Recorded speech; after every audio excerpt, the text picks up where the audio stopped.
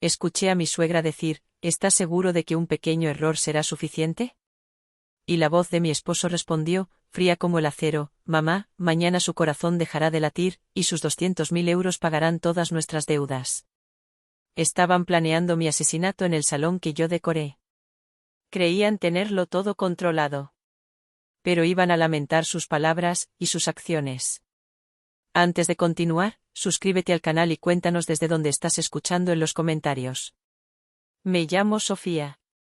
Tengo 45 años, y durante los últimos 15, creí que mi vida era un puerto seguro. Un refugio construido con amor, con confianza, con las manos de mi marido, Javier.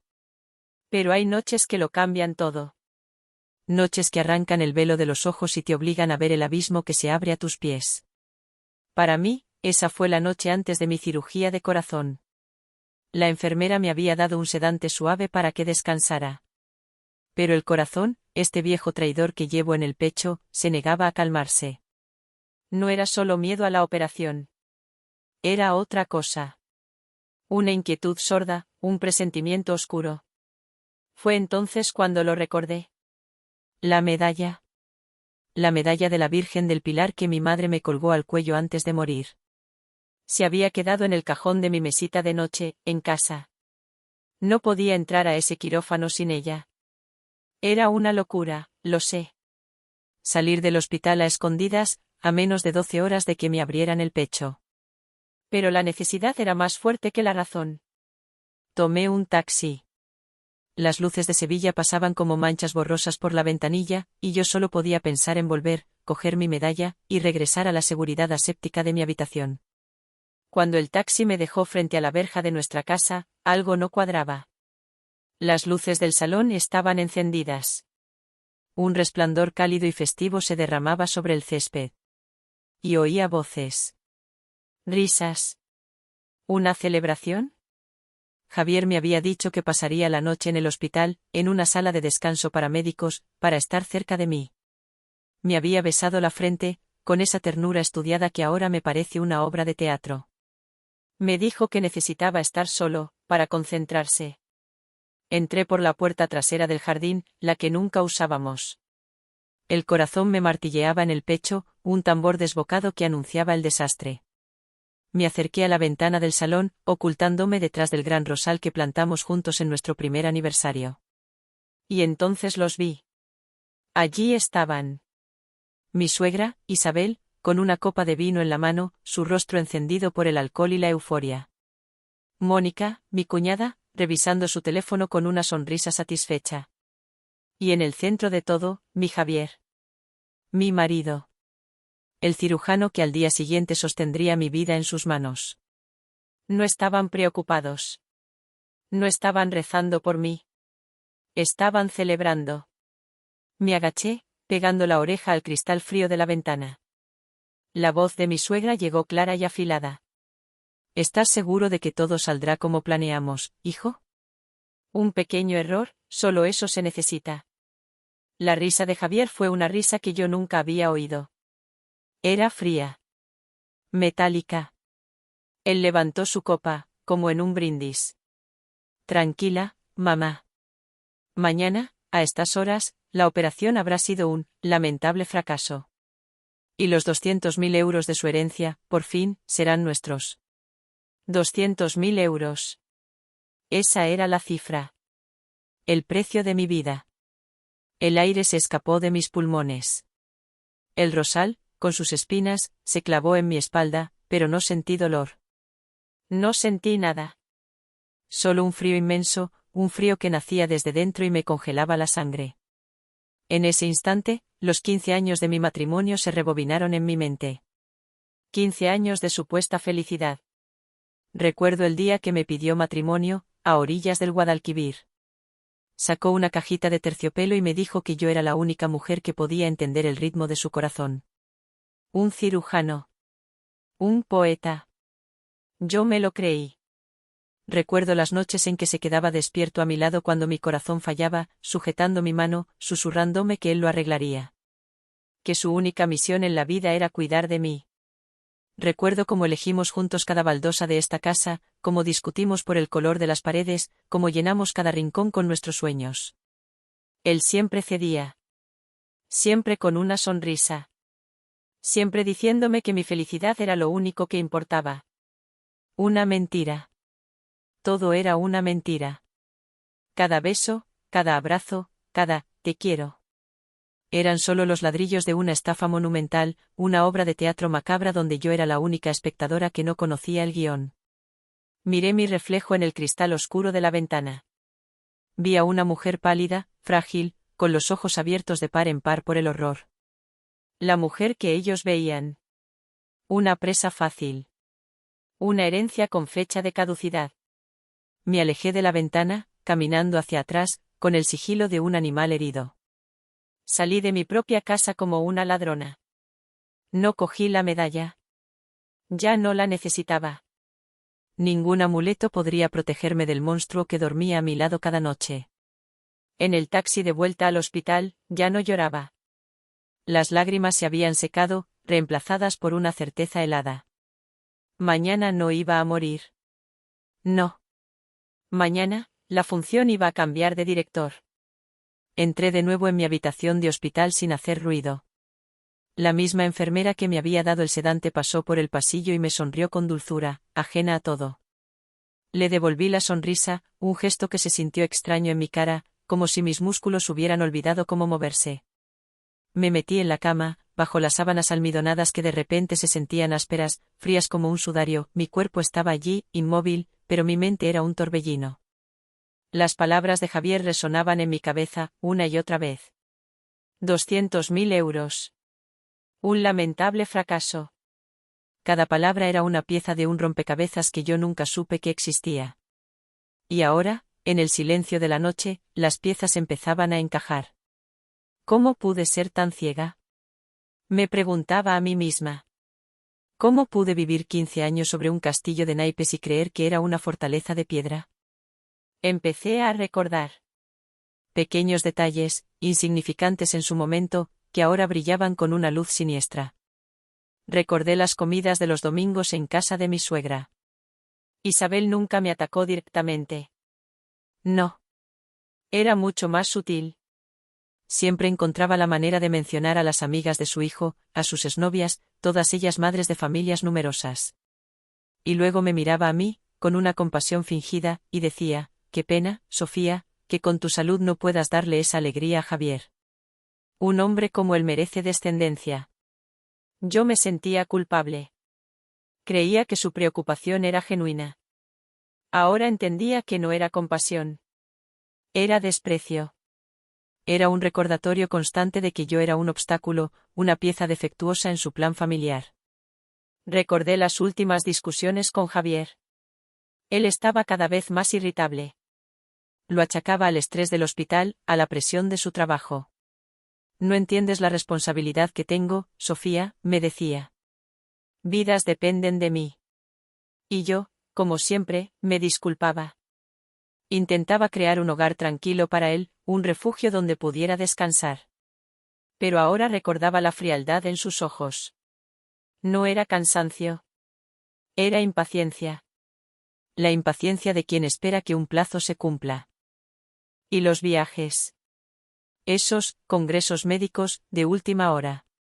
Siempre surgían de la nada. Un fin de semana en Madrid, 3 días en Barcelona. Volvía agotado, pero con un brillo extraño en la mirada, una energía que no tenía conmigo. Yo le preparaba un baño caliente, le hacía un masaje en los hombros, feliz de cuidar a mi héroe. ¡Qué estúpida! ¡Qué terriblemente estúpida! Todo encajaba. La casa a mi nombre, herencia de mis padres. El seguro de vida que él insistió en que actualizáramos hace 6 meses. Su insistencia en ser él, y solo él, quien realizara la cirugía. Nadie más tocará tu corazón, Sofía. Confía en mí. Confiar en él. Esas palabras eran ahora una burla. Me llevé una mano al pecho. El corazón, mi viejo enemigo, latía con un ritmo lento y pesado. Ya no sentía el pánico de antes. El shock inicial había pasado, dejando paso a algo mucho más profundo. Un dolor sordo, una rabia helada. Llorar no serviría de nada. Gritar su nombre, enfrentarme a él. ¿Para qué? Para que adelantara sus planes. Para que encontrara una manera más rápida, más silenciosa, de deshacerse de mí. No.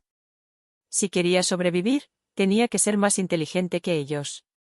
Me di cuenta de algo fundamental en esa habitación blanca y estéril: mi debilidad siempre había sido mi mayor fortaleza para ellos. Mi enfermedad, mi confianza ciega, mi amor incondicional. Todo lo que ellos habían usado para construir mi jaula, ahora tenía que convertirlo en mi arma. Tenía que seguir siendo la misma Sofía. La esposa frágil, dependiente y un poco ingenua. Tenía que mirarle a los ojos mañana y sonreír. Tenía que dejar que sujetara mi mano y desearle suerte. Tenía que entrar en ese quirófano sabiendo que el hombre que había jurado protegerme era mi verdugo. El miedo seguía ahí, por supuesto. Un nudo frío en el estómago que no se deshacía. Pero por encima del miedo, algo nuevo estaba naciendo. Una determinación. Un instinto de supervivencia que no sabía que poseía. Mis padres no trabajaron toda su vida para que su herencia se convirtiera en el móvil de mi asesinato. Mi vida, con este corazón defectuoso y todo, era mía. Y no iba a permitir que me la arrebataran por 200.000 euros. Apagué la pequeña luz de la mesita de noche. La oscuridad me envolvió. Pero, por primera vez en mucho tiempo, no me sentí sola en ella. Estaba conmigo misma. Y esa, de repente, era la única compañía en la que podía confiar. El castillo de naipes se había derrumbado. Y yo, entre los escombros, decidí que no me quedaría a llorar. Iba a empezar a construir de nuevo. Pero esta vez, no sería un castillo. Sería una fortaleza. La noche se hizo larga. Cada vez que oía pasos en el pasillo, mi cuerpo se tensaba. Me preguntaba si sería él, si Javier aparecería de repente con su sonrisa falsa, preguntándome por qué no dormía. Pero no vino nadie. Estaba sola con mis pensamientos, y eso, por primera vez, era un alivio. Sabía que no podía hacer esto sola. Necesitaba ayuda. Y en mi mente solo había un nombre, un ancla en medio de la tormenta: señor Mateo. El abogado de mis padres. Un hombre de cabello blanco y ojos astutos que me conocía desde que era una niña. Después de la muerte de mis padres, él fue quien me ayudó a poner en orden mi vida y mi herencia, siempre con un trato paternal y una eficacia a prueba de bombas. Si había alguien en este mundo que pudiera ver a través de las mentiras, era él. Esperé hasta que fueron las 3 de la madrugada. La hora en que el mundo duerme más profundamente. Me levanté de la cama, descalza sobre el suelo frío, y cogí mi móvil. Me encerré en el pequeño cuarto de baño de la habitación, sentándome en el borde de la bañera. El espacio era reducido, claustrofóbico, pero me sentía más segura allí dentro. Busqué su número en mi agenda. Dudé un segundo. ¿Y si pensaba que estaba loca? ¿Y si me decía que todo era producto de mi miedo a la operación? Pero no tenía otra opción. Marqué el número. El teléfono sonó 1, 2, 3 veces. Pensé que no lo cogería. Pero entonces oí su voz, un poco ronca por el sueño, pero inconfundiblemente firme. Diga. Señor Mateo, soy yo, Sofía. Mi voz era un susurro tembloroso. Casi no me reconocí. Hubo un silencio al otro lado. Pude imaginarle incorporándose en la cama, la preocupación borrando el sueño de su rostro. Sofía, hija, ¿qué ocurre? ¿Estás bien? ¿Ha pasado algo en el hospital? Las lágrimas que había contenido durante horas empezaron a brotar. Me tapé la boca con la mano para ahogar los sollozos. Le conté todo. La vuelta a casa, la celebración, las palabras exactas de Isabel y de Javier. Lo conté de forma atropellada, susurrando, con el miedo constante de que alguien pudiera oírme. Al otro lado de la línea, no hubo ni una sola interrupción. El señor Mateo escuchó en silencio. Un silencio que no era de incredulidad, sino de profunda concentración. Cuando terminé de hablar, me quedé sin aliento, esperando su veredicto. Esperando que no me dijera que estaba imaginando cosas. Su voz, cuando finalmente habló, era tan calmada y sólida como una roca. Sofía, escúchame con atención. No estás loca. Y no estás sola. A partir de este momento, cada paso que des, lo daremos juntos, ¿me has entendido? Un inmenso alivio me recorrió el cuerpo. Era como si me hubieran quitado un peso de encima. Asentí, aunque él no podía verme. Sí, susurré. Bien, continuó. Lo primero y más importante, la calma. Mañana, cuando veas a Javier, tienes que actuar con total normalidad. Eres su esposa enferma y asustada, nada más. No dejes que tus emociones te traicionen. Tu rostro es ahora tu mejor arma. Tu inocencia, tu escudo. Sus palabras me dieron una fuerza que no creía tener. Me estaba dando un plan, un camino a seguir en medio de la oscuridad. Yo me encargaré de lo inmediato, dijo. A primera hora, sin levantar sospechas, haré 2 cosas. Primero, contactaré con el director del hospital. Es un viejo amigo. Solicitaré un cambio de equipo quirúrgico de urgencia, alegando una crisis de confianza tuya por el estrés preoperatorio.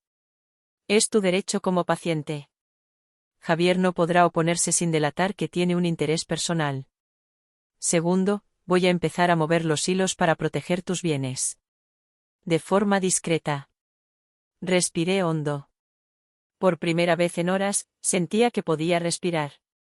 Pero hay algo más, añadió el señor Mateo. Necesitamos ojos y oídos donde la ley no puede llegar tan rápido. Necesitamos información. Y para eso, necesitas a alguien de tu más absoluta confianza. Alguien inteligente y valiente. Piensa, Sofía, ¿hay alguien así en tu vida? La imagen de mi amiga Carmen apareció en mi mente al instante. Carmen y yo éramos amigas desde la universidad. Era periodista de investigación, una mujer con un olfato infalible para la verdad y un carácter que no se asustaba ante nada. Ella era la madrina de mi boda, la que siempre me decía, medio en broma medio en serio, que Javier era demasiado perfecto para ser verdad. Cómo me arrepentía ahora de no haberla escuchado. Sí, dije, con una nueva determinación en la voz. Se llama Carmen. Perfecto, concluyó el señor Mateo. Llámala. Cuéntale lo imprescindible. Que estás en peligro y necesitas su ayuda. Pero con mucho cuidado. A partir de ahora, Sofía, eres una actriz en la obra más importante de tu vida. Y no podemos permitirnos ni un solo error. Colgué el teléfono. Mis manos ya no temblaban. Me miré al espejo del baño. Mi rostro seguía pálido, mis ojos hinchados, pero había algo diferente en mi mirada. Era la mirada de alguien que ha visto el fondo del abismo y ha decidido no saltar. Ese fue el primer paso en un camino oscuro, un paso dado con fe en la justicia y en la amistad. Si alguna vez han sentido que su mundo se derrumba, ¿cuál fue el primer paso que dieron para empezar a reconstruirlo?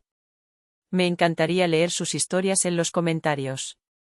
El sol de la mañana se filtraba por las persianas, dibujando rayas de luz sobre la colcha blanca.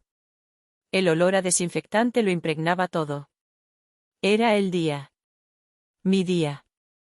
Pero no de la forma en que lo había imaginado. Poco después de las 7, la puerta se abrió suavemente. Era Javier. Llevaba su bata blanca de médico, impecable. En su rostro, una expresión de profunda preocupación. En sus manos, un pequeño ramo de margaritas, mis flores favoritas. El mismo ramo que me traía cada aniversario. Mi corazón dio un vuelco, una mezcla de asco y miedo. Este era el primer acto de la función. Tenía que ser creíble. Tenía que ser perfecta. Cariño, dijo, su voz un susurro suave. Se acercó a la cama y dejó las flores en la mesita. ¿Cómo has pasado la noche? ¿Has podido descansar? Me incorporé un poco, apoyándome en los codos. Le ofrecí una sonrisa débil. La sonrisa de una mujer enferma y asustada. Más o menos, respondí, mi voz deliberadamente frágil. He tenido pesadillas. Supongo que son los nervios. Él asintió, su rostro lleno de una compasión que me revolvió el estómago. Se sentó en el borde de la cama y tomó mi mano entre las suyas. Su piel era cálida, un calor familiar que ahora se sentía extraño, ajeno. Era como tocar la mano de un desconocido. Es normal, mi vida. Pero no tienes nada que temer, dijo, mirándome directamente a los ojos. Estoy aquí. Yo voy a cuidar de ti. En unas horas, todo esto habrá terminado y empezaremos de nuevo, con un corazón fuerte.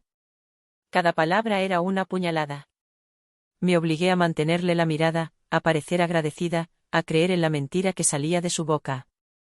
Lo sé, Javier. Confío en ti más que en nadie en el mundo. La frase salió de mis labios casi sin esfuerzo. Y me asusté. Me asusté de lo fácil que era mentir cuando tu vida dependía de ello. Él sonrió, satisfecho. Acarició mi mejilla con el dorso de su mano.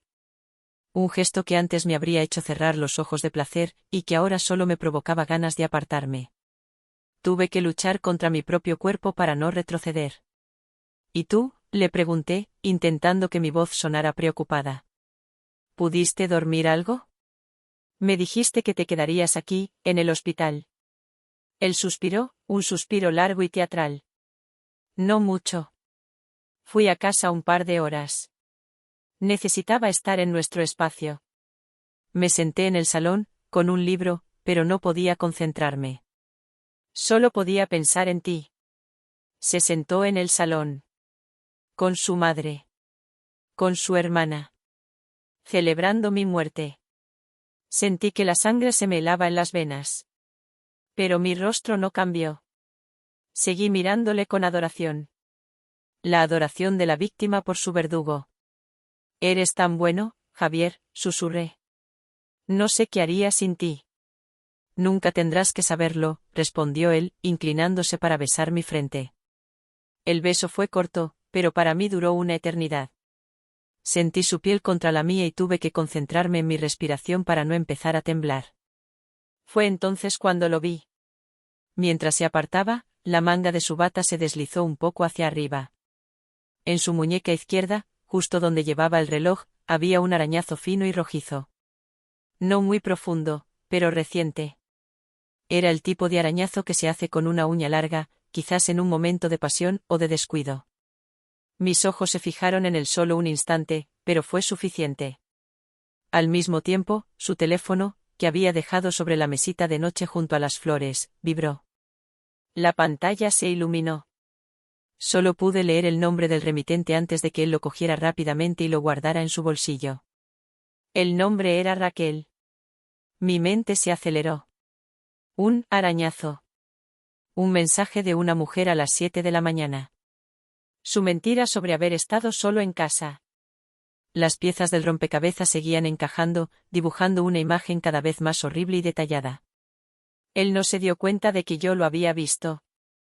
O si lo hizo, lo disimuló a la perfección. Se puso de pie, ajustándose la bata. Bueno, cariño. Tengo que prepararme. Nos veremos en el quirófano. No pienses en nada. Solo duerme. Cuando despiertes, yo estaré a tu lado. Cuando despiertes. La ironía era tan cruel que casi me hizo sonreír. Asentí, sin decir nada más. No podía. Sentía que si abría la boca, en lugar de palabras saldría un grito. Él se fue, cerrando la puerta tras de sí. Me quedé sola, mirando las margaritas. Flores inocentes. Una tapadera perfecta para un plan macabro. Tomé una de las flores. Empecé a quitarle los pétalos, uno a uno, como una niña jugando a un juego tonto. Pero en mi mente, las palabras eran otras. Una hora después de que Javier se fuera, llamaron a la puerta. Era Carmen. Llevaba una cesta de fruta tan grande que apenas se le veía la cara y un montón de revistas de cotilleos bajo el brazo. Entró en la habitación con la energía de un pequeño huracán, como siempre. Para cualquier observador, era simplemente una amiga preocupada visitando a otra antes de una operación importante. Pero bueno, ¿qué cara es esa?, dijo en voz alta, dejando la cesta sobre una silla. Parece que en vez de a operarte vayas a tu propio funeral. La palabra, funeral, flotó en el aire un instante. Nos miramos. En sus ojos vi la pregunta. En los míos, ella vio la respuesta. Se acercó y me dio un abrazo. Un abrazo fuerte, real. Mientras me apretaba contra ella, susurró tan bajo que apenas pude oírla: recibí tu mensaje anoche. Estoy aquí, ¿qué necesitas? Mi mensaje había sido breve, enviado justo después de hablar con el señor Mateo: necesito ayuda. Ven a verme mañana. Actúa con normalidad. Me aparté un poco, manteniendo la farsa para cualquiera que pudiera estar escuchando. Gracias por venir, Carmen. Estaba muerta de miedo, dije, dejando que mi voz se quebrara un poco. Era fácil. El miedo era real. Anda, no seas tonta, respondió ella, desenvolviendo un plátano de la cesta. En un par de días estarás quejándote de la comida del hospital y planeando una escapada a la playa. Ya verás. Se sentó a mi lado, abriendo una de las revistas. Fingía enseñarme las fotos de la última boda real, pero sus dedos señalaban discretamente las palabras impresas mientras hablaba en susurros. El señor Mateo ya me ha puesto al día, musitó, sin levantar la vista de la revista. Ha conseguido el cambio de equipo. Un tal doctor Morales, una eminencia. Javier no operará. Pero necesito saber más. Nombres, detalles. Cualquier cosa que hayas visto. Mi corazón latió un poco más rápido. Sentí una oleada de gratitud. No estaba sola. Raquel, susurré. Vi un mensaje en su teléfono esta mañana. El nombre era Raquel. Y tenía un arañazo en la muñeca. Carmen asintió levemente, pasando la página de la revista con total naturalidad. Raquel, repitió en voz baja. Me suena. Creo que es una de las farmacéuticas nuevas del hospital. Lo investigaré. ¿Algo más? Negué con la cabeza. Solo, que estaban celebrando anoche. Su madre, su hermana. Parecían muy felices. Los ojos de Carmen se oscurecieron por un momento. Felices, repitió, y la palabra sonó como un insulto. De acuerdo. Tengo suficiente para empezar. Tú ahora solo tienes una misión: sobrevivir a esto, ¿entendido? Sé fuerte. El resto, déjanoslo a nosotros. Se quedó media hora más. Hablamos de tonterías, de películas, del tiempo. Reímos. Fue la actuación más extraña y agotadora de mi vida. Cuando se fue, me dejó un pequeño paquete de pañuelos de papel sobre la mesita. Dentro, envuelto en uno de ellos, había un diminuto teléfono móvil, no más grande que la llave de un coche. Y una nota: solo para emergencias. Mantén este apagado. Pasaron las horas. Largas, silenciosas. Me llevaron a hacerme las últimas pruebas. Vi a Javier de lejos por un pasillo. Hablaba por teléfono, gesticulando. Parecía enfadado. Supuse que ya le habrían comunicado el cambio de cirujano. A media tarde, el pequeño teléfono vibró en el bolsillo de mi bata. Era un mensaje de Carmen. Me encerré de nuevo en el baño para leerlo. El mensaje era corto, pero cada palabra pesaba una tonelada. Confirmado. Raquel es farmacéutica aquí. Tienen una aventura desde hace casi un año. Pero eso no es lo importante. Lo importante es esto: Javier tiene deudas. Muchas. Mi mundo, que ya estaba en ruinas, se encogió un poco más. El siguiente mensaje llegó un minuto después. Perdió una fortuna en unas inversiones de alto riesgo. Le debe dinero a gente muy poco recomendable. Está ahogado, Sofía. Los 200.000 euros de tu herencia no son solo codicia. Son su única salida. Su tabla de salvación. Leí el mensaje una y otra vez. De repente, todo cobró un sentido frío y calculador. Esto no era un crimen pasional. No era la historia de un hombre que había dejado de amar a su mujer. Era mucho más sucio. Más simple. Era un negocio. Mi matrimonio no era un fracaso sentimental. Era una transacción financiera que estaba a punto de vencer. Y yo no era una esposa. Era un activo. Un activo que necesitaba ser liquidado. La pena que había sentido, la nostalgia por el amor perdido, se evaporó. En su lugar quedó un desprecio profundo, helado. La traición por amor, aunque terrible, podía llegar a entenderse desde la fragilidad humana. Pero esto era diferente. Esto era la planificación metódica de un contable que decide eliminar una partida de su balance. Me sentí increíblemente vacía. Pero también, extrañamente, liberada. Ya no había dudas, ni preguntas, ni esperanzas tontas de que todo fuera un malentendido. Llegó la hora. 2 celadores vinieron a buscarme. El viaje por los pasillos del hospital, tumbada en la camilla, fue extrañamente lento. El techo, con sus luces de neón parpadeantes, pasaba sobre mis ojos como una película interminable. Cada bip de las máquinas, cada susurro de las enfermeras, sonaba amplificado, irreal. Mi corazón latía de forma errática. Pero ya no era solo por la arritmia. Era un miedo puro, visceral. Un miedo a lo desconocido, y un miedo aún mayor a lo que ya conocía demasiado bien. Javier me esperaba junto a la entrada del área quirúrgica. Su rostro era una máscara de tensión profesional. El esposo preocupado había desaparecido, dejando paso al cirujano concentrado. O eso quería aparentar. ¿Ha habido un cambio de última hora, cariño?, me dijo, su voz controlada, casi un murmullo. El director del hospital ha asignado mi caso más urgente al doctor Morales. Es una eminencia, estarás en las mejores manos. Lo dijo sin mirarme a los ojos. Miraba un punto fijo por encima de mi cabeza. Supe en ese momento que el plan del señor Mateo había funcionado. La excusa era perfecta. Una crisis de confianza. Un cambio administrativo. No había nada que él pudiera rebatir. Me detuvieron justo delante de él. Los celadores esperaban. Este era el momento. Nuestro último encuentro antes de que las puertas se cerraran. Giré la cabeza y le miré. Le miré de verdad. Directamente a los ojos. Busqué en ellos un rastro de duda, de arrepentimiento. Algo. Pero no encontré nada. Solo un vacío frío, calculador. Javier, le dije, mi voz sorprendentemente firme. Él pareció sobresaltarse, forzado a bajar la mirada y encontrarse con la mía. Pase lo que pase ahí dentro, continué, muy despacio, quiero que recuerdes una cosa. Siempre he sabido la verdad que guardas en tu corazón. Vi un destello de confusión en sus ojos.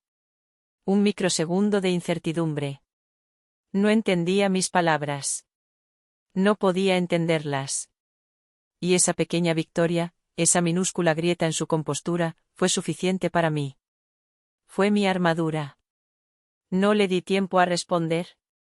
Hice un gesto a los celadores para que continuaran. Las puertas automáticas se abrieron con un siseo.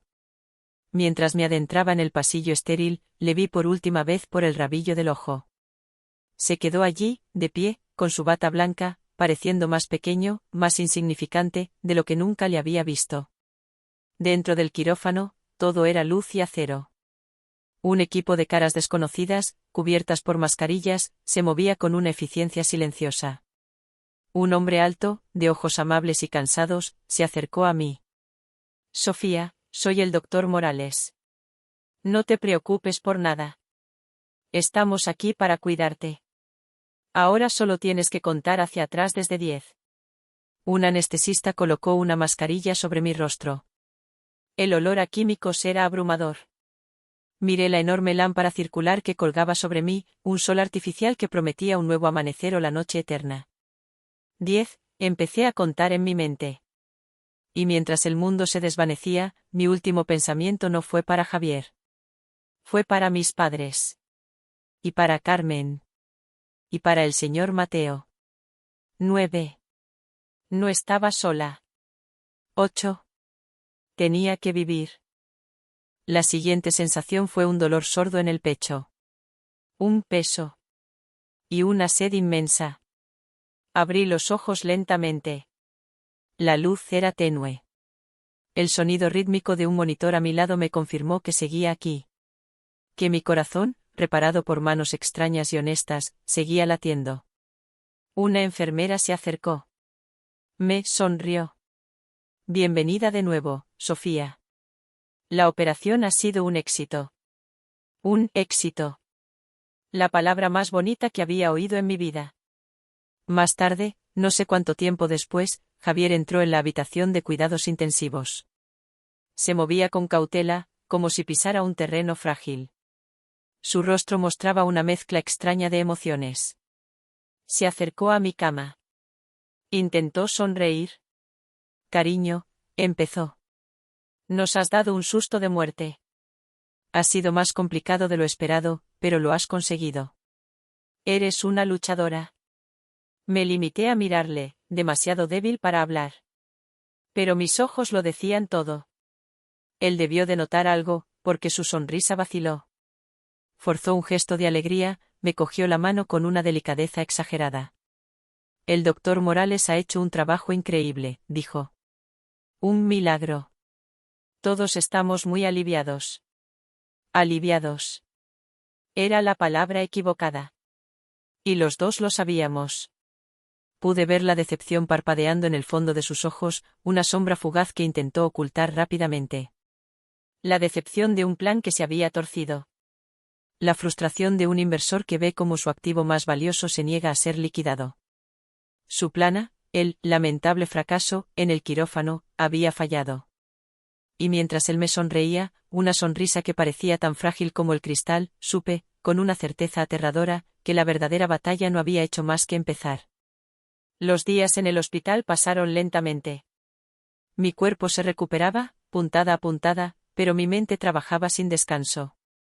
Javier venía a verme a diario, siempre atento, siempre cariñoso. Me traía libros, me contaba anécdotas insulsas del trabajo. Era un actor consumado.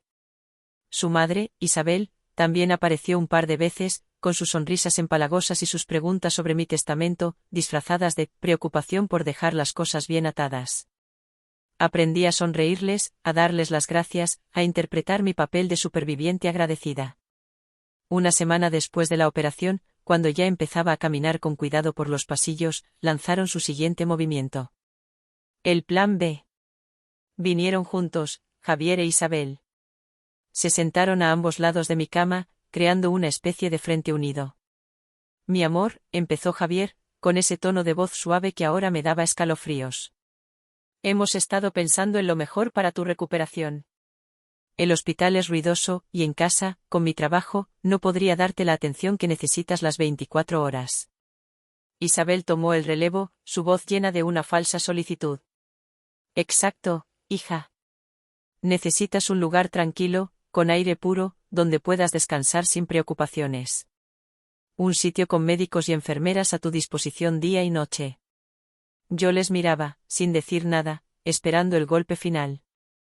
He encontrado el lugar perfecto, anunció Javier, como si me ofreciera el regalo más maravilloso del mundo.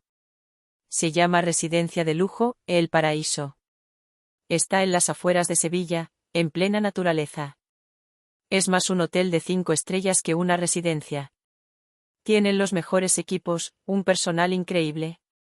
Sería solo por un par de meses, hasta que estés completamente recuperada. El Paraíso. El nombre era una broma macabra. Era una jaula. Una jaula dorada, pero una jaula al fin y al cabo. Un lugar donde podrían aislarme, controlarme.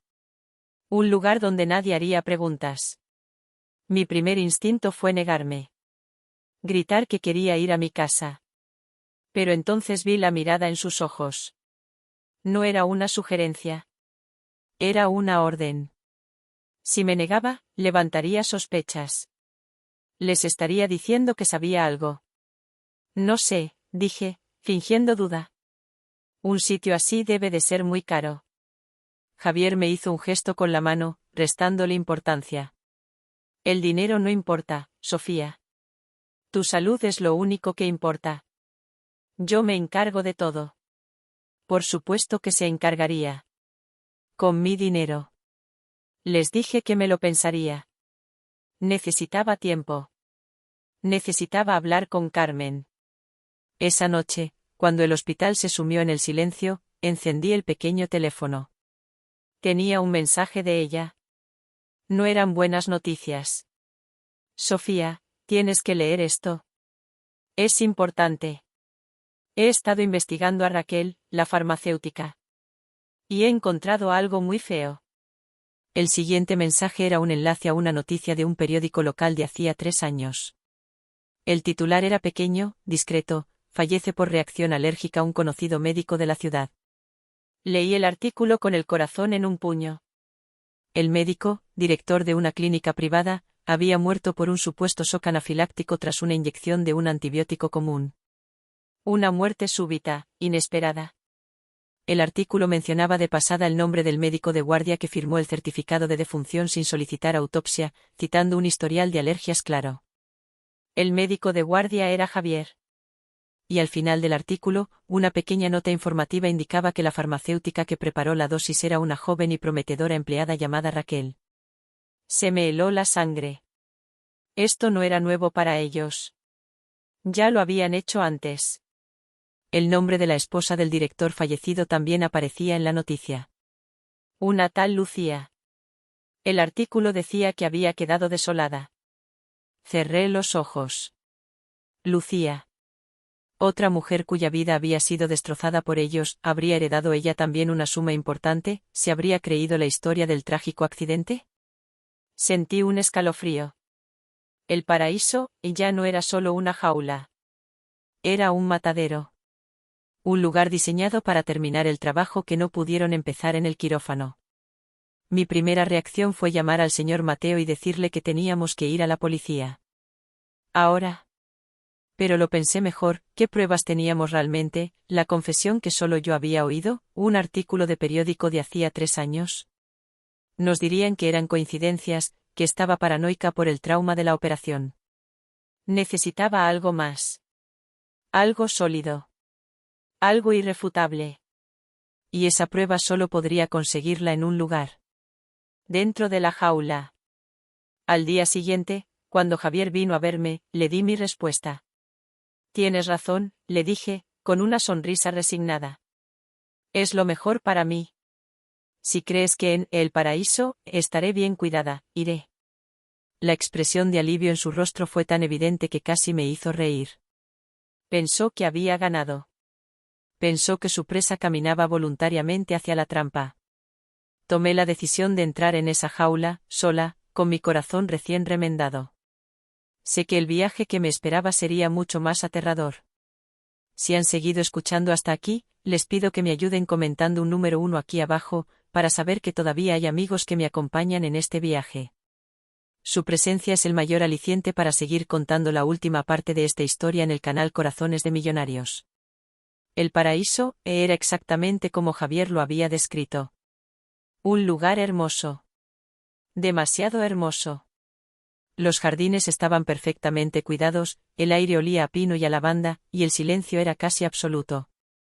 Mi habitación era una suite con vistas a un pequeño lago artificial. Tenía un balcón, una cama enorme y un cuarto de baño de mármol. Todo era lujo y confort. Y todo me parecía una tumba. Desde el primer día, me asignaron una enfermera personal. Una mujer joven, de sonrisa perpetua y ojos vacíos, llamada Elena. Estaba conmigo constantemente. Me tomaba la tensión, me ayudaba a caminar por los jardines, me leía el periódico. Su amabilidad era asfixiante. Era mi guardiana. La segunda mañana, después del desayuno, Elena llegó con una pequeña bandeja. En ella, junto a un vaso de agua, había un pastillero con mis medicinas habituales para el corazón, las que yo conocía. Y junto a ellas, 2 cápsulas de un color amarillo pálido que yo no había visto nunca. ¿Y esto qué es?, pregunté, intentando que mi voz sonara casual. Elena sonrió su sonrisa de siempre. Son unas vitaminas especiales, Sofía. Un complejo de alta gama para acelerar tu recuperación. Ha sido una recomendación personal de tu marido, el doctor Javier. Insistió mucho en que no se te olvidaran nunca. Mi marido. Por supuesto. Cogí las 2 cápsulas. No tenían ninguna marca, ningún nombre. Eran anónimas. Eran la bala en la recámara. Sabía que no podía negarme a tomarlas. Elena estaba allí, mirándome, esperando. Así que hice lo único que se me ocurrió. Me llevé las pastillas a la boca, junto con el resto de mi medicación, y bebí un gran sorbo de agua. Pero no tragué. Mantuve las 2 cápsulas amarillas bajo la lengua, una técnica que había aprendido de niña para evitar los medicamentos con mal sabor. El tacto gelatinoso contra mi piel era repugnante. Muy bien, Sofía, dijo Elena, satisfecha, recogiendo la bandeja. Ahora, a descansar un poco antes de nuestro paseo. En cuanto salió de la habitación, corrí al baño y escupí las cápsulas en mi mano. Estaban empezando a deshacerse. Las sequé con cuidado con un trozo de papel higiénico. No sabía qué hacer con ellas. Tirarlas por el inodoro era demasiado arriesgado. Podían atascarse, alguien podía encontrarlas. Entonces vi mi viejo joyero sobre el tocador, uno de los pocos objetos personales que había traído conmigo. Era una caja de madera con un doble fondo donde mi madre guardaba sus cartas. Abrí el compartimento secreto. Estaba vacío. Envolví las 2 cápsulas en un pañuelo de papel y las coloqué dentro. Ese fue el principio de mi colección. Cada mañana, la misma rutina. Elena me traía las pastillas. Yo fingía tomarlas.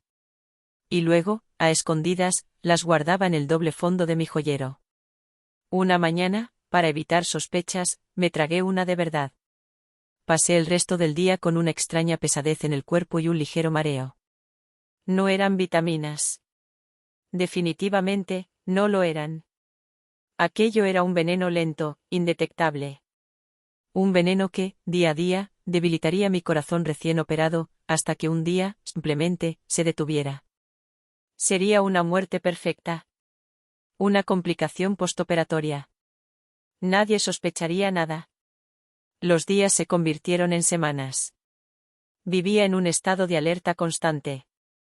Cada sonrisa de Elena, cada llamada telefónica de Javier preguntando, «¿Cómo te encuentras, cariño?», era una amenaza. Me sentía como un ratón en un laboratorio, observado, controlado. La belleza de El Paraíso se volvió opresiva. Los árboles parecían barrotes. El silencio, un presagio. El problema era cómo sacar las pastillas de allí. Elena revisaba mi habitación cada día. Javier venía a visitarme 2 veces por semana, y sus ojos de cirujano lo analizaban todo. No podía arriesgarme. Necesitaba un plan. Una noche, usando el pequeño teléfono que me dio Carmen, le envié un mensaje. Tengo las pruebas. Casi 20 cápsulas. Necesito sacarlas de aquí. La respuesta de Carmen llegó a los pocos minutos. Bien hecho. Eres más valiente de lo que crees. Dame 2 días. Voy a organizar algo. Prepárate. 2 días después, Carmen apareció en El Paraíso. No vino como una amiga, sino como una profesional. Llevaba un traje de chaqueta y un maletín. Se presentó en recepción como una representante de una revista de viajes de lujo que quería hacer un reportaje sobre la residencia. Consiguió que le hicieran un tour completo por las instalaciones, guiado por la propia directora.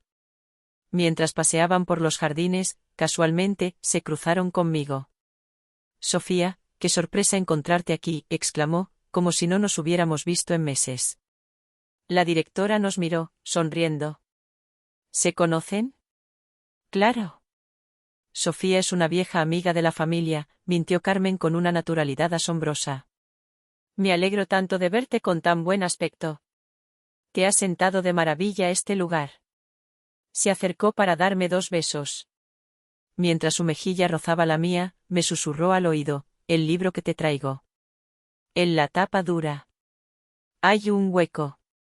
Me entregó una bolsa de regalo de una librería conocida. Dentro había una novela de tapa dura, un bestseller de moda. «Para que no te aburras», dijo en voz alta. «Bueno, directora, sigamos con el tour. No quiero molestar más a mi amiga en su descanso». Se fueron, dejándome allí con el libro en las manos. Mi corazón latía con fuerza. Esa noche, cuando Elena por fin se fue y las luces se apagaron, examiné el libro. Tal como Carmen había dicho, la contraportada tenía un pequeño corte, casi imperceptible. Con mucho cuidado, levanté el cartón. Dentro había un hueco del tamaño justo para meter mi colección de cápsulas. Trasladé todas las pastillas, envueltas en un pañuelo, al interior del libro. Volví a pegar la tapa con un poco de laca de uñas que usaba como pegamento improvisado. Era perfecto. El día siguiente era jueves. El día de visita de Javier. Dejé el libro sobre mi mesita de noche, a la vista. Ahora solo tenía que esperar. Y rezar para que mi última jugada funcionara. Javier vino a visitarme ese jueves, como estaba previsto. Vio el libro sobre la mesita. Veo que mi amiga Carmen ha venido a verte, dijo, con un tono ligeramente molesto. Nunca le gustó mucho Carmen. Supongo que los mentirosos profesionales reconocen instintivamente a quienes buscan la verdad. Sí, fue una sorpresa, respondí con voz débil. Me trajo este libro. Pero estoy tan cansada que no tengo fuerzas ni para leer. Le pedí que me acercara un vaso de agua. Mientras se giraba, con un movimiento rápido, saqué el libro de su funda de papel y lo dejé caer en la bolsa de regalo que Carmen me había traído. Le di la bolsa. ¿Puedes llevártelo, por favor? Devuélveselo a Carmen cuando la veas. Dile que se lo agradezco, pero que ahora mismo no puedo. Él cogió la bolsa sin mirar dentro. Para él, solo era un libro. Una novela sin importancia. No sabía que en sus manos tenía su propia condena. 2 días después, el señor Mateo me llamó al teléfono pequeño. Su voz era grave. Lo tenemos, Sofía. El laboratorio ha analizado las cápsulas. Contienen una combinación de beta-bloqueantes y digoxina en dosis bajas. Administrado a largo plazo en un paciente recién operado del corazón, el resultado es una muerte lenta por fallo cardíaco. Indistinguible de una complicación natural. Tenemos pruebas suficientes para actuar. La policía está lista. Solo necesitamos que ellos den el último paso. El definitivo. El plan final era arriesgado. Peligroso. Pero era la única manera de cerrar la trampa por completo. Carmen, a través de uno de sus contactos, me hizo llegar una pequeña ampolla. No era veneno. Era un fármaco que, inyectado, provocaba taquicardias y dificultad para respirar durante un corto periodo de tiempo. Los síntomas de un ataque al corazón. Pero sin serlo realmente. Esa noche no dormí. Esperé, con la pequeña ampolla en mi mano, a que dieran las 4 de la madrugada. La hora del lobo. Entonces, me inyecté el contenido en el muslo. El efecto fue casi inmediato. Mi corazón empezó a acelerarse de forma salvaje. Me faltaba el aire. Un sudor frío me recorrió la espalda. El pánico que sentí fue real. Por un momento, creí que había cometido un terrible error. Con la poca fuerza que me quedaba, pulsé el botón de emergencia rojo que había junto a mi cama. El sonido de la alarma rasgó el silencio de la noche. En menos de un minuto, Elena, la enfermera, entró corriendo en la habitación. Su rostro, por primera vez, no mostraba una sonrisa, sino una genuina alarma. Al verme luchando por respirar, con el rostro pálido, sus ojos se abrieron de par en par. Llamó a gritos por el pasillo. Todo se volvió un caos controlado. Llegaron otros médicos, me pusieron una mascarilla de oxígeno. Oía sus voces lejanas, preocupadas. Fallo cardíaco agudo, dijo uno. Avisen a su marido, al doctor Javier. Inmediatamente. Cerré los ojos. El telón final se había levantado. Javier e Isabel llegaron en menos de media hora. Entraron en la habitación. Javier se acercó a la cama, con el rostro desencajado. Isabel se quedó junto a la puerta, llevándose un pañuelo a la boca en un gesto de dolor perfectamente ensayado. Un médico, uno de los suyos, sin duda, se giró hacia Javier. Negó con la cabeza lentamente. Lo siento, doctor. La hemos perdido. Su corazón no ha resistido. Isabel soltó un sollozo ahogado. Javier se dejó caer sobre mi cama, escondiendo el rostro entre sus manos. Sus hombros se sacudían. Parecía un hombre destrozado. Un viudo desconsolado. El personal médico empezó a retirarse discretamente de la habitación, dejándole a solas con su dolor. Me cubrieron el rostro con una sábana blanca. Bajo la sábana, en la oscuridad, yo contenía la respiración. Oí los pasos de Isabel acercándose. Ya está, susurró ella. Se acabó, hijo. Por fin. Hubo un largo silencio. Luego, sentí como Javier retiraba la sábana de mi cara. Me quedé inmóvil, con los ojos cerrados. Sentí su aliento cerca de mi oído. Su voz, ahora, ya no era la de un marido afligido. Era un susurro helado, lleno de un desprecio que había estado contenido durante años. Por fin te has muerto, Sofía, dijo, casi saboreando las palabras. No sabes lo que he esperado este momento. Mi estúpida y enfermiza esposa. Sentí sus dedos rozando mi mejilla, fríos. Pero tengo que darte las gracias. Tu herencia nos va a venir de maravilla. Los 200.000 euros. Raquel y yo te lo agradecemos. Adiós, mi querida gallina de los huevos de oro. Esa fue la señal. La puerta de la habitación se abrió de golpe.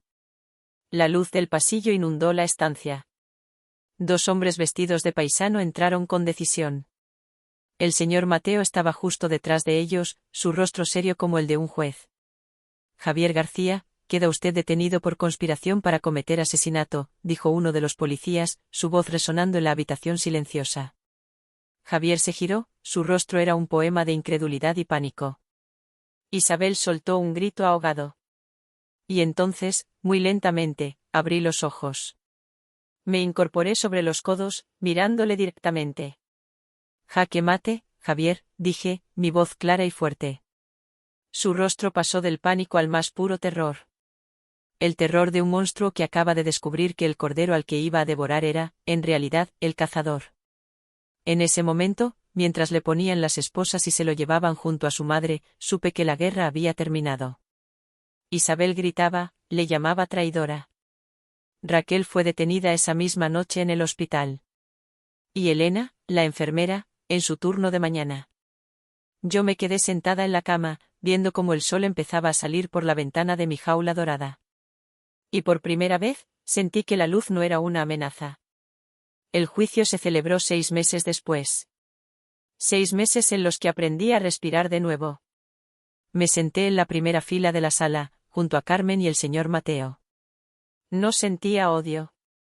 No sentía sed de venganza. Solo una inmensa y agotadora necesidad de cerrar el libro.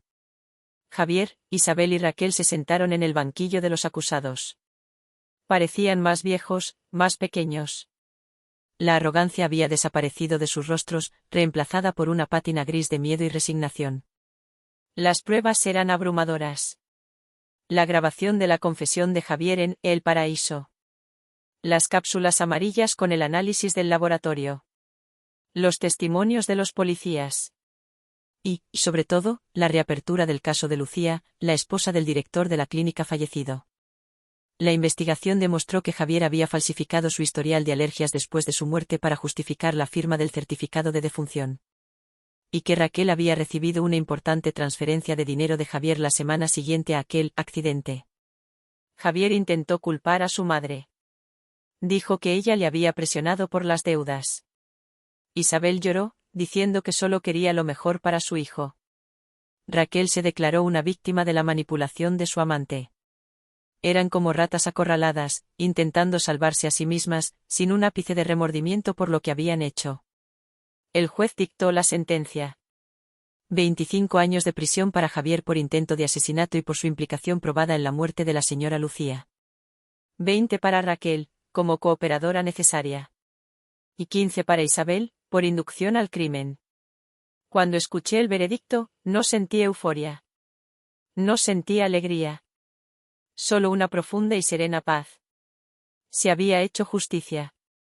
La balanza, por fin, estaba equilibrada. Salí del juzgado y el sol de Sevilla me dio en la cara. Me pareció que brillaba más que nunca. Lo primero que hice fue vender la casa. No podía seguir viviendo entre las paredes que habían sido testigos de tanta mentira. Me quedé solo con los libros de mi padre y el viejo joyero de mi madre. El resto, lo regalé o lo tiré. Necesitaba empezar de cero, sin fantasmas. Durante un tiempo, no supe qué hacer con mi vida. Tenía mi herencia, tenía mi salud. Pero me sentía a la deriva. ¿Cuál era mi propósito ahora? La respuesta llegó de la forma más inesperada.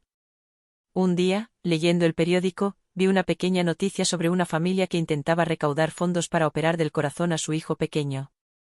No tenían recursos. Su desesperación me recordó a la mía, pero desde el otro lado del espejo. Ellos luchaban por conseguir lo que a mí casi me habían arrebatado. Ese día, algo hizo clic dentro de mí. Con la ayuda del señor Mateo, tomé la mayor parte de mi dinero, esos 200.000 euros que habían sido el precio de mi vida, y creé una fundación. La llamé Fundación Corazón de Sofía. Una fundación dedicada a ayudar a familias sin recursos a costear las operaciones de corazón que sus hijos necesitaban.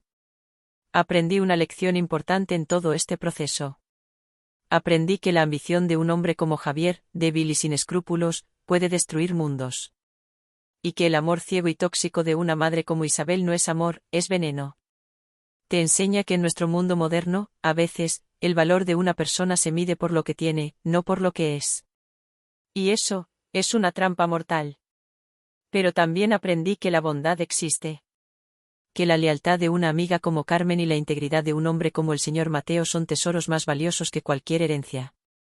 Hoy, 3 años después de todo aquello, mi vida es muy diferente. Es tranquila. Es sencilla. Estoy sentada en un banco del Parque de María Luisa. El sol de la tarde es cálido. Frente a mí, un niño de unos 6 años corre detrás de una pelota, riendo a carcajadas. Se llama Leo. Hace un año, su corazón apenas podía latir. La Fundación Corazón de Sofía pagó su operación. Su madre, una chica joven con ojos cansados pero llenos de gratitud, me saluda desde lejos. Le devuelvo el saludo con una sonrisa. No hay grandes lujos en mi vida. No hay viajes exóticos ni cenas en restaurantes caros. Mi felicidad ahora es esto. El sonido de la risa de un niño. El calor del sol en mi piel. La paz de saber que estoy haciendo algo bueno con el tiempo que me fue devuelto. Me llevo la mano al pecho. Debajo de mi blusa, siento el latido firme y regular de mi corazón. Ya no es un traidor. Ya no es una carga. Es solo mío. Y late con más fuerza que nunca. No solo para mantenerme viva a mí, sino para ayudar a que otros corazones, pequeños y frágiles, tengan también la oportunidad de empezar a latir de nuevo. Mi historia empezó con un corazón a punto de pararse. Pero ahora sé que, en realidad, ese fue el momento exacto en que mi vida, de verdad, comenzó a latir. Y aquí termina la historia de Sofía. ¿Qué piensan de su decisión final? ¿Habrían hecho algo diferente en su lugar? Compartan sus reflexiones en los comentarios. Les aseguro que leo cada una de sus palabras. Si esta historia les ha hecho pensar o sentir algo, no olviden dejar un me gusta, compartirla con alguien que crean que también se emocionará, y suscribirse al canal, Corazones de Millonarios, para no perderse los próximos misterios. Nos vemos en la próxima historia. Y quién sabe, tal vez la próxima vez, el protagonista seas tú.